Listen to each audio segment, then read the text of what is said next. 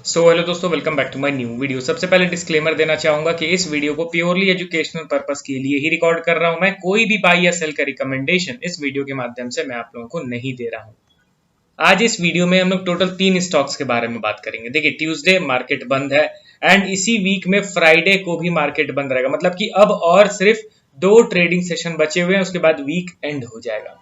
तो चलिए डिटेल वे में 3 स्टॉक्स के रिगार्डिंग हम लोग बात करेंगे। उसके पहले एक बार निफ्टी 50 का इंपॉर्टेंट एनालिसिस मैं आप लोगों के साथ शेयर करना चाहूंगा कि निफ्टी कंटिन्यूअस गिरते हुए अपने मेजर सपोर्ट लेवल पे आ रहा है। बड़े टाइम फ्रेम में अगर आप इसके चार्ट पैटर्न का एनालिसिस करोगे तो आपको पता चलेगा कि continuously higher high and higher low के फॉर्मेशन के साथ निफ्टी ऊपर की ओर मूव कर रहा था। बट अब यहां पे आप देखोगे तो somehow double top chart pattern का क्रिएशन हो रहा है and double top chart pattern का ये नेकलाइन है, ठीक है। अगर इस पर्टिकुलर लेवल के नीचे आ जाता है तो अच्छे खासे समय तक मार्केट हमारा बेरिश मोड में कन्वर्ट होने के चांसेस इंक्रीज हो जाएंगे। क्यों? क्योंकि अभी तक आप देखो तो एक बार भी मेजर सपोर्ट लेवल का ब्रेकडाउन नहीं हुआ है सिंस कोविड बुल रन। यहाँ पे आपको क्लियर कट दिख रहा होगा कि जब से कोविड का बुल रन स्टार्ट हुआ है तब से एक बार भी मेजर सपोर्ट लेवल का ब्रेकडाउन नहीं हुआ है। एंड अगर वो चीज अभी हो जाता है तो ऑब्वियसली अच्छा खासा करेक्शन तो एक्सपेक्ट किया जा सकता है। एंड करेक्शन नहीं भी हुआ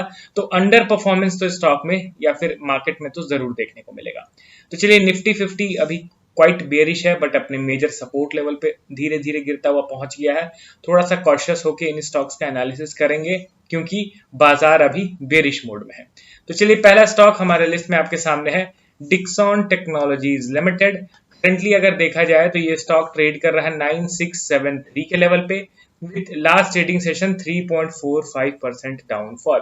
अब देखिए, कंपनी में कोई रेड फ्लैग है क्या? बिल्कुल भी नहीं। सिर्फ और सिर्फ एक रीजन, स्टॉक ओवर स्ट्रेच हो गया था जिसके चलते कंटिन्यूअस सेल ऑफ हम लोग विटनेस कर रहे हैं और इसके पीछे का कोई रीजन नहीं है। मगर ध्यान रखिए कि इनके रिजल्ट्स इतने जबरदस्त आ रहे हैं कि ऑल टाइम हाई से जो करेक्शन हुआ है ना उसके चलते इनका पी रेशियो बहुत ज्यादा ड्रॉप करेगा। अब एक चीज बताइए दोस्तों, 200 के पार यानी 210 के आसपास किसी स्टॉक का पी रेशियो चल रहा हो, क्या वो उस लेवल पे सस्टेन कर पाएगा ज्यादा समय तक? Obviously not. एक ना एक समय एक भारी भरकम करेक्शन होना ही होना है। अभी इस स्टॉक में भी वही चीज हुआ। अब 210 का जब पी रेशियो चल रहा था, करेक्शन उस समय स्टार्ट हुआ बट उस समय कंपनी के अर्निंग्स भी रिकॉर्ड हाइज बनाने लग गए जिसके चलते इनका वैल्यूएशन बहुत तेज रफ्तार में ड्रॉप किया। एंड अभी दोस्तों 210 से गिर के 40 के आसपास इसका करंट पी रेशियो आ गया। समझ रहे हो ना कितना जबरदस्त वैल्यूएशन में करेक्शन हुआ है। एंड अगर आप इनके प्राइस चार्ट को देखोगे तो ऐसा नहीं है कि सिर्फ वैल्यूएशन ड्रॉप हुआ है, स्टॉक प्राइस में भी जबरदस्त करेक्शन हुआ है। 18,000 के लेवल से गिरता हुआ ये 10,000 के लेवल के आसपास आ गया, ठीक है। तो डिसेंट करेक्शन हो चुका है। बाकी आप इनके इन्वेस्टर के सेक्शन पर नजर डालो, क्वाइट स्ट्रॉन्ग शेयर होल्डिंग दिख रहा है। लगातार हायर लेवल पे जाने के बावजूद बड़े पेयर्स स्टॉक को ग्रैब करने की ही कोशिश कर रहे थे जिसके चलते पब्लिक का जो शेयर होल्डिंग है वो 30% से गिर के 23% हो गया है, ठीक है। अब चलिए हम लोग डायरेक्टली इनके टेक्निकल पार्ट को कवर करते हैं क्योंकि फंडामेंटल में एज सच कोई हम लोग को रेड फ्लैग तो दिखा नहीं जिस बेसिस पे हम लोग ये कह सकें कि स्टॉक इसीलिए नीचे गिर रहा है, ठीक है। ये ऐसा कोई रीजन नहीं है। अब डिक्सॉन टेक्नोलॉजीज के चार्ट को आप देख लो, बीच में बाइंग स्टार्ट हुआ था, कुछ दिन पहले की बात है, बट अनफॉर्चुनेटली आप देखोगे तो धीरे धीरे करके स्टॉक ने दोबारा से न्यू लो का क्रिएशन किया, फिर अगेन ऊपर उठा, फिर धीरे धीरे गिर के ये न्यू लो का क्रिएशन किया। तो आप समझो कि इस तरीके का जो ट्रैपिंग सिचुएशन है ना वो आने वाले समय में भी हम लोगों को कई बार देखने को मिलेगा। बट हम लोगों को वहां पे अलर्ट रहना है एंड इन्फ्लुएंस नहीं होना है क्योंकि जिस हिसाब से स्टॉक, देखिए जब मार्केट में गिरावट की शुरुआत होती है ना तो उस समय मोमेंटम के साथ स्टॉक्स नीचे गिरते हैं।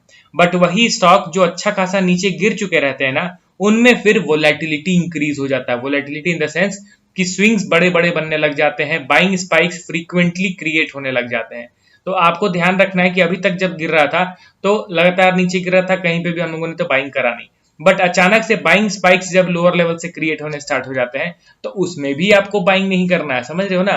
यहाँ पे आप खुद से देख सकते हो कि डिक्सॉन टेक्नोलॉजी जब ऑल टाइम हाई से गिर रहा था तो किस हिसाब से क्लियर कट नीचे की ओर गिर रहा था। बट अभी अच्छा खासा गिरने के बाद आप देखो तो 2 दिन गिर रहा है तो 1 दिन जबरदस्त बाइंग आ जा रहा है, 3 दिन गिर रहा है तो 2 दिन जबरदस्त बाइंग आ जा रहा है। तो अल्टीमेटली यहाँ पे ट्रैपिंग वाले सिचुएशंस बनना स्टार्ट हो जाएंगे। अब कुछ और समय तक बरकरार इस तरीके के मूवमेंट्स देखने को मिलेंगे बट पेशेंस के साथ हम लोगों को प्राइस एक्शन बनने का इंतजार करना है, क्योंकि ऑल टाइम हाई से अच्छा गिर चुका है। अब without forming any price action, without forming any major chart pattern, stock reverse नहीं कर पाएगा।